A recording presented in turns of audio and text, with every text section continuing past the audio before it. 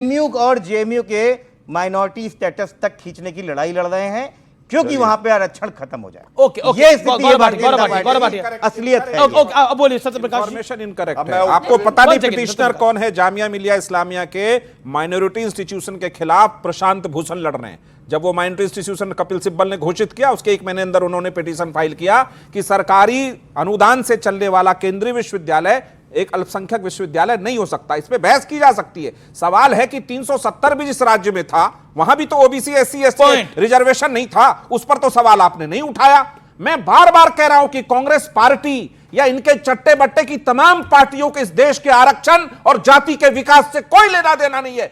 विवेक जी 30 second. देखिए, सबसे पहली बात है, केंद्र में सरकार है, सरकार आपकी है, एनडीए में आप हैं, लड़ते आप विपक्ष से हैं। सब कि जाति के सब चक्रव्यूह में आप हम कर हार गए गए। उस समय से। आप बिना लड़ाई के, झगड़े के, आर्गुमेंट के एक ब्लूप्रिंट बना करके सरकार को, जनता को, पार्लियामेंट को क्यों नहीं देते कि हम जातिगत जनगणना कराएंगे या नहीं कराएंगे? कराएंगे तो कब तक कराएंगे? क्या मेथोडोलॉजी होगी? बात खत्म। आप आर्गुमेंट करते हैं, आप राहुल गांधी को इंस्टिगेट करेंगे, आप गिरिराज सिंह कहते हैं कि राहुल गांधी, ब्लूप्रिंट का है। गिरिराज सिंह ने बोला कि राहुल गांधी एलओपी बनने के लायक नहीं है।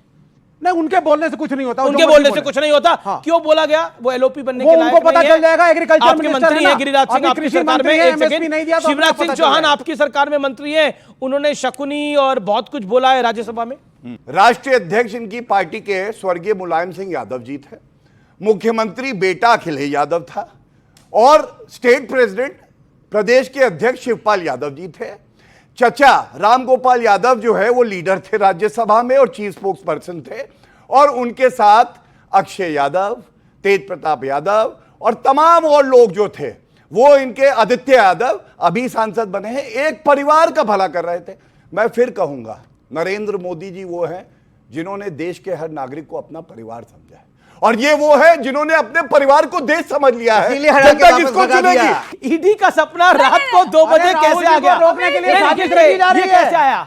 देखिए, चोरों को पुलिस का बहुत डर रहता है कि रात 2 बजे आ जाएगी। ये कहीं ना कहीं उनके मन में कोई खोट है, इतना ही है और कुछ है नहीं। लेकिन राहुल,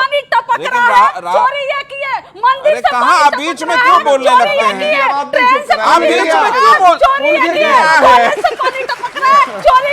कंचना जी, अरे कंचना जी थोड़ा, हर जगह से पानी टपक रहा है, चोरी ये की है।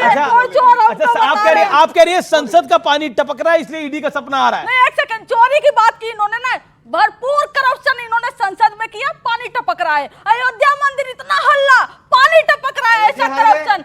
ट्रेन पे पानी लीक कर रहा है, ऐसा करप्शन किया। हर जगह से बस लीक ही लीक। मतलब बात हो रही है करप्शन की, बात हो रही है करप्शन की, बात हो रही है करप्शन की। लेकिन ये देश का भी सत्य है कि लालू जी कन्विक्टेड है करप्शन के ही मामले पे, चारा घोटाले।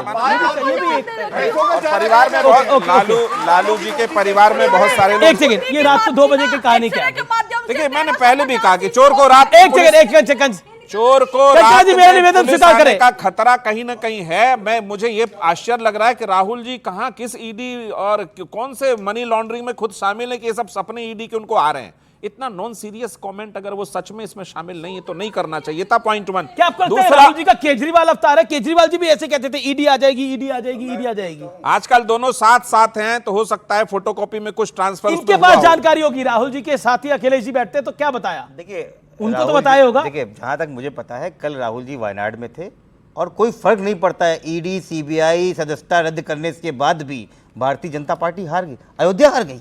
फैजाबाद, मैं तो यही सोच रहा हूँ। मतलब सरकार तो बीजेपी की है देश में। अरे ये भी तो बैसाखियों की सरकार है, ये कब तक झुकेगी? ये बैसाखियों की सरकार अब रखने वाली नहीं है। ठीक है, ये मुझे प्री नहीं लगता पोल है। अलायंस चुनाव पूर्व हुए गठबंधन को भारत के मतदाताओं ने 293 सीट दी। अब देखिए, पूर्ण बहुमत की सरकार आप है। ना बताइए प्री पोल और पोस्ट पोल क्या। अगर जेडीयू प्री पोल और पोस्ट पोल बोलेगी नहीं, तो हमने इससे अच्छा मजाक कुछ हमने नहीं हो राष्ट्रीय सकता है। कार्यकारिणी में इसको पास ठीक है, कर दिया। ऑडियंस के सवाल, हाथ खड़े हैं। आपका सवाल क्या है? खड़े होकर